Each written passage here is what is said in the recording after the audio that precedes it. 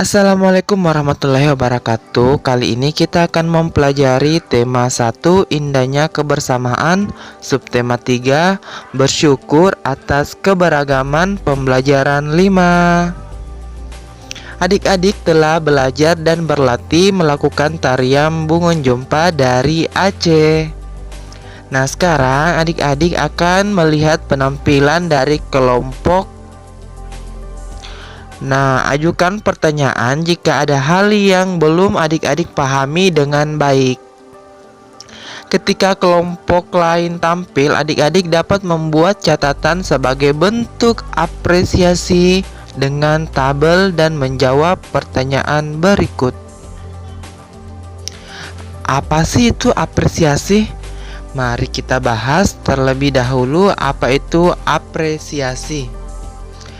Nah, apresiasi adalah suatu penilaian terhadap suatu karya seni, mulai dari mengenali, menilai, dan menghargai makna atau nilai-nilai yang terkandung dalam karya seni tersebut.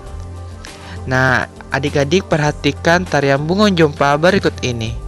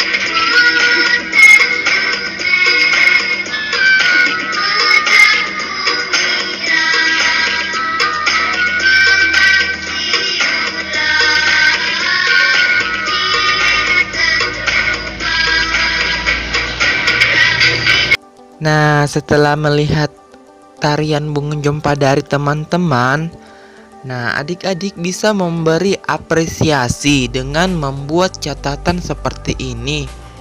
Apresiasi penampilan tari bungun jompa, di mana hal yang sudah dilakukan dengan baik adalah adik-adik telah menarikan tarian bungun jompa sesuai yang telah dipelajari. Hal yang masih perlu ditingkatkan yaitu kekompakan sesama kelompok.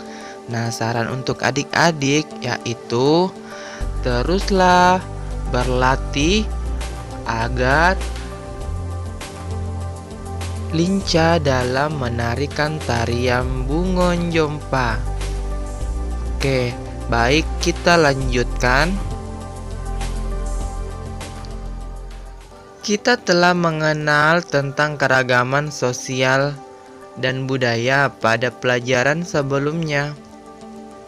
Sekarang adik-adik akan menulis tentang keragaman sosial dan budaya yang ada di sekitarnya. Contohnya, saya dari Jawa Timur. Nah, pakaian adat dari Jawa Timur disebut mantenan. Pakaian ini sering digunakan saat perkawinan di masyarakat Jawa Timur. Pada pakaian tersebut mencerminkan ketegasan dan kesederhanaan kebudayaan Jawa Timur. Model baju pria dan wanita memiliki warna dasar hitam dan terbuat dari bahan beledu. Selain itu, ada penutup kepala yang dipakai atau odeng. Nah, sebelum menulis, adik-adik dapat melakukan wawancara kepada masyarakat sekitar, teman, guru, atau orang tua. Selain itu, adik-adik juga dapat melengkapi hasil wawancara dari berbagai sumber bacaan, seperti buku perpustakaan, surat kabar, atau berbagai sumber dari internet. Oke, kita lanjut. Apakah adik-adik masih ingat bangun apa saja yang terdapat pada tangram yang telah adik-adik buat? Apakah terdapat bangun segi 4? Nah, perhatikan gambar segi 4 berikut. Apakah adik-adik dapat menemukan besar sudut yang belum diketahui dari segi 4 di atas tanpa mengukur menggunakan busur? Tentu saja kita bisa mengukur sudut-sudut pada segi 4 tanpa menggunakan busur. Bagaimana caranya? Perhatikan ya. Disimak terus. Nah, di sini ada segi 4. Pojok bawah itu tidak diketahui berapa besar sudutnya. Rumusnya adalah 360 dikurangkan sudut pertama, dikurangkan sudut kedua, kemudian dikurangkan sudut ketiga, 360. Nah, pada segi 4 tersebut, sudut pertama menunjukkan angka 70 derajat, maka dikurangkan 70 derajat. Kemudian diambil lagi dikurangkan 70 derajat. Kemudian dikurangkan lagi sudut ketiga 115 derajat. Nah, kemudian 360 derajat ini dikurangkan 70, dikurangkan 70, dikurangkan 115, maka jawabannya 105 derajat. Jadi sudut tersebut memiliki besar 105 derajat. Perlu adik-adik ingat bahwa rumus mencari sudut segitiga dan rumus mencari sudut segi 4 itu berbeda. Jika rumus mencari sudut segitiga adalah 180 dikurangkan sudut pertama dan dikurangkan sudut kedua, maka sudut segi 4 adalah 360 derajat dikurangkan sudut pertama, dikurangkan sudut kedua, dan dikurangkan sudut ketiga. Nah, di sini angka yang paling mencolok adalah 180 dan 360.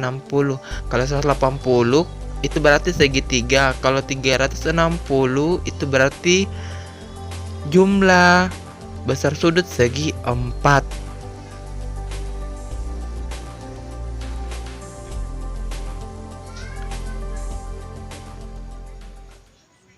Sampai di sini paham ya? Baik. Kesimpulan hari ini, nah kita telah memahami dasar-dasar gerak tari daerah. Kemudian kita telah mengidentifikasi berbagai bentuk keberagaman suku bangsa, sosial, dan budaya di Indonesia yang terikat persatuan dan kesatuan. Yang terakhir, menjelaskan dan menentukan ukuran sudut pada bangun datar dalam satuan baku dengan menggunakan busur derajat. Nah, tugasnya adik-adik hari ini silakan ditulis di buku tematiknya dan carilah besar sudut bangun datar di bawah ini dengan menggunakan rumus 360 derajat dikurangi besar sudut pertama, kemudian dikurangi besar sudut kedua, dan dikurangi besar sudut ketiga. Sampai di sini paham ya? Kemudian dikirim ke Bapak. Baik, selamat bekerja. Assalamualaikum warahmatullahi wabarakatuh.